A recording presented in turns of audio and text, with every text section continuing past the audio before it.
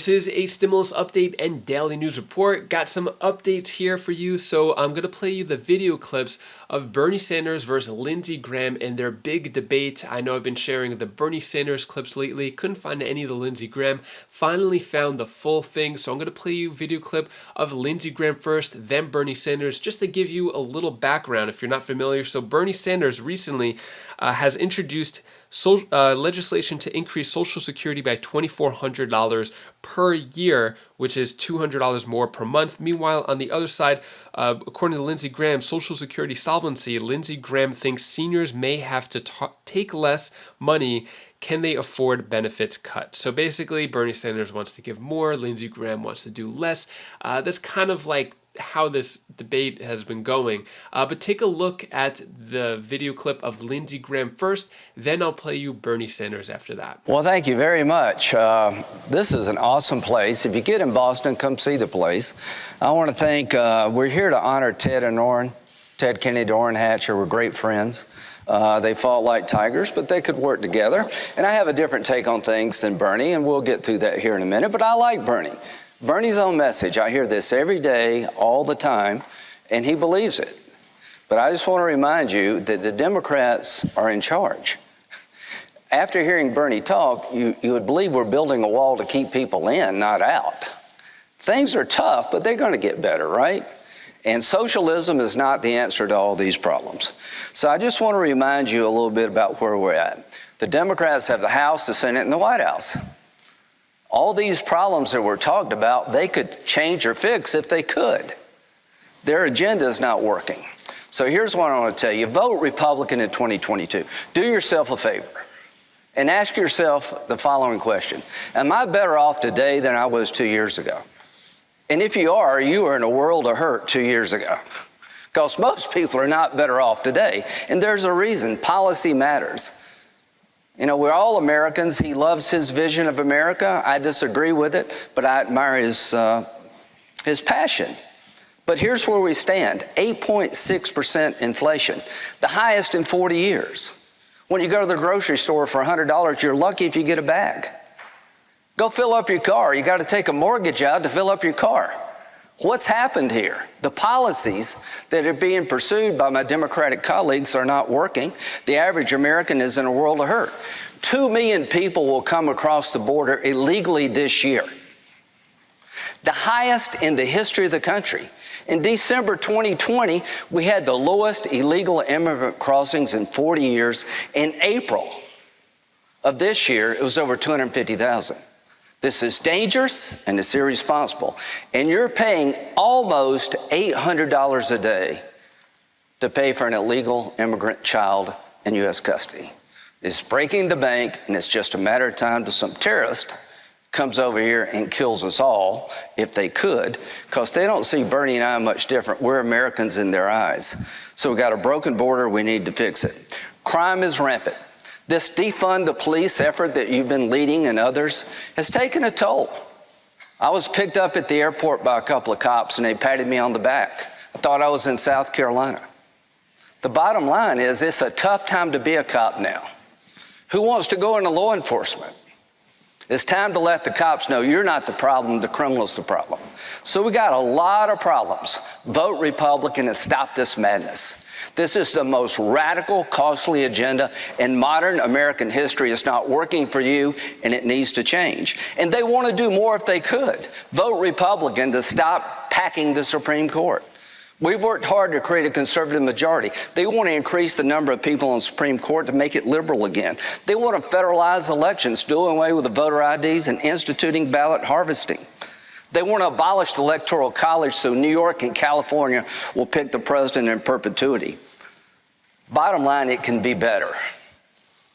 In 2019, we had the lowest poverty rate in modern history. African-American families before COVID were having the highest income in the history of following statistics. Women were doing better. We had a secure border. The Arabs and the Israelis were working together. We had a country that was moving in the right direction. We had low gas prices and jobs were abundant. And along come COVID. We can get back to that pre-COVID America, but you're never going to get back unless you change leadership in this country in 2022. The bottom line is the America that we all seek to achieve, where everybody can do well, is not going to happen unless things change. You haven't called for defunding the police. Will you do me a favor and say publicly today, those who are calling for defunding the police, stop, because you're hurting the country. It's people in your party, the liberal wing, I don't know what you call these folks, but they believe the cops are the problem. You say you've never done it, but people in your party are doing it all the time. At the end of the day, I believe climate change is real, but that's no reason to destroy the fossil fuel industry in this country. We're moving to electric cars, but that's going to be 2034, 2035. Your party has made us miserable when it comes to filling up our tank. Your party took 10 million acres out of production. You closed the ability to produce oil and gas in Anwar, and you wonder why it costs so much to fill up your car. What the hell's happened in the last 2 years? Their policies. You think this is an accident? I'd like to lower health care costs, but I'm not going to take away your private coverage. Senator Sanders has a bill called Medicare for All. Bring it to the floor for a vote. I'm begging you to take Medicare for All and bring it to the floor of the Senate, which looks just like this, and let's vote. The reason it won't pass is because you're going to take private health care away from 200 million Americans, put us all under the government umbrella. It's going to cost about $40 trillion. In 2034, we'll be spending as much to maintain Medicare for All as we do for the entire federal government today. And people will have less. You get what the government gives you when they're ready to give it to you. So this idea of Medicare for All destroys private sector health care, and that is not the answer. Immigration. When are you going to fix the border? Y'all are in charge for 2 years. We've been telling you what you're doing doesn't work. I know you don't like Trump, but Trump got it right when it came to remain in Mexico. His policies secured our border. You've repealed all those policies. We're having more people come here illegally than exist in the state of Vermont. How easy would it be for some terrorist group to get into the middle of this human chaos? So I would ask you to focus on lowering gas prices, securing the border, and bringing law and order back to America. And the only way you're going to do that, Senator Sanders, is abandon the agenda that you've charted for America, because it is not working. What are your thoughts on Lindsey Graham's point of view? Do you agree, disagree? Next up, take a look at what Bernie Sanders has to say.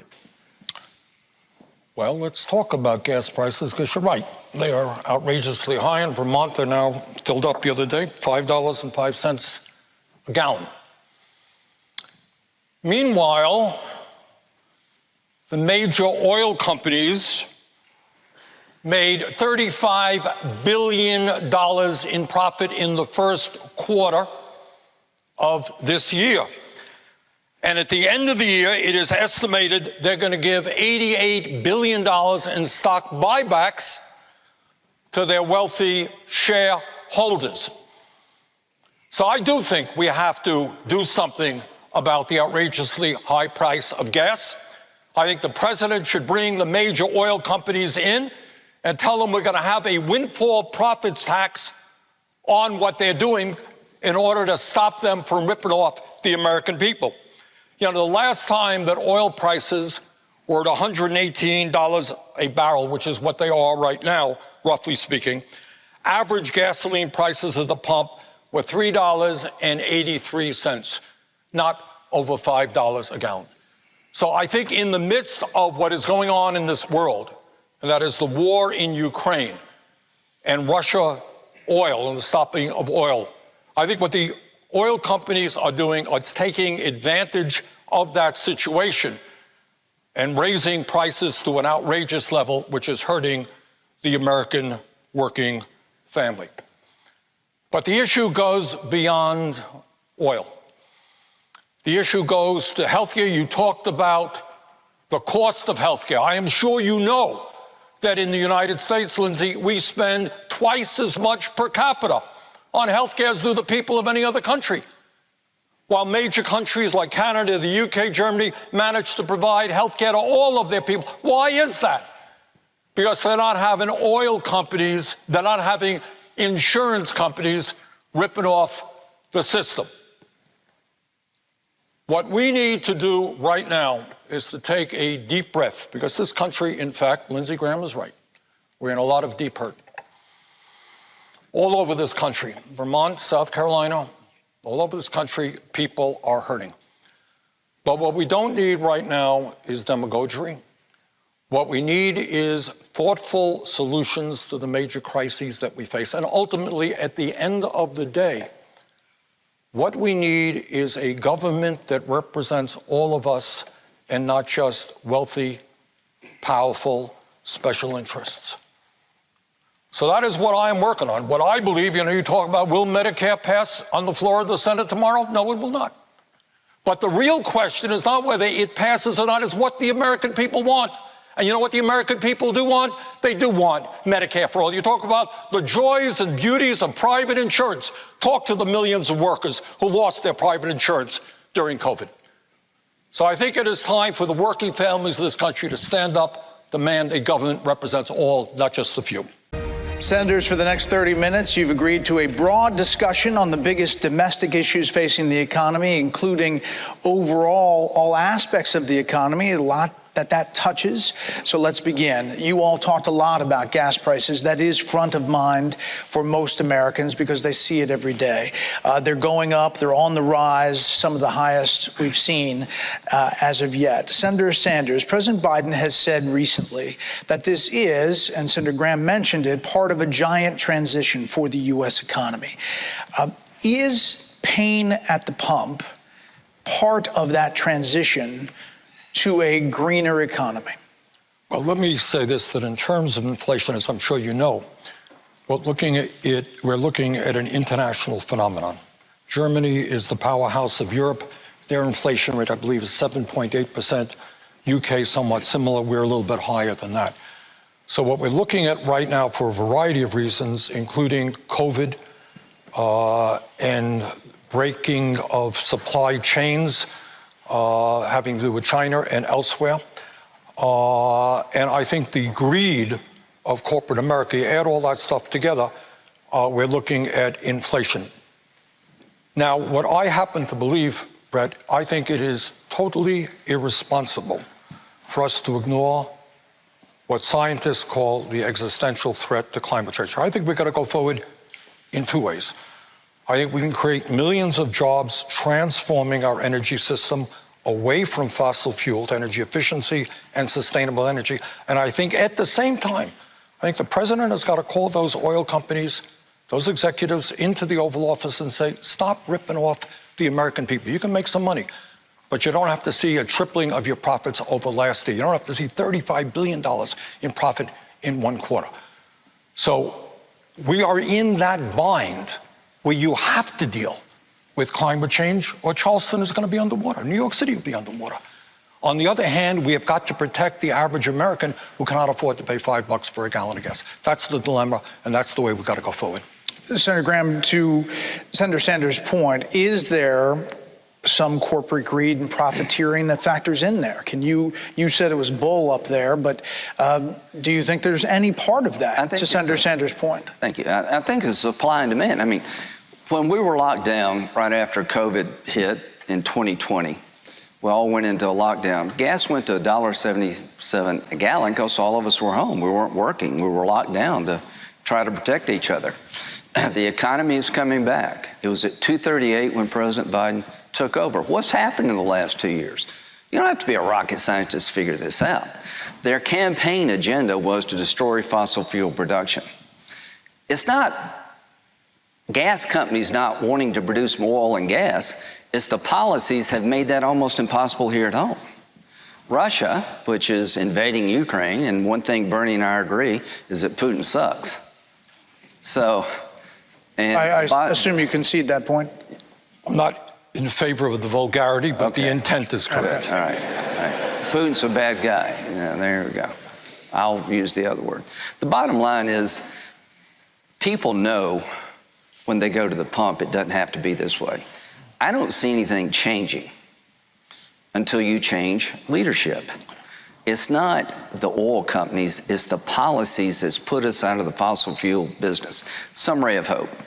I believe in climate change. Pretty obvious to me that greenhouse gas effect is real. We're going to electrify the transportation fleet by the mid-2030, 2040, somewhere in that time period. Most cars on the road will be electric. Until we get there, there's no reason to drive this generation of Americans into poverty by going to the pump. You have to do two things at once. You have to deal with the economy you have today, increase oil and gas production, reverse the policies on the Keystone Pipeline, get oil from Canada. Better to get oil from Canada than it is from the Mideast.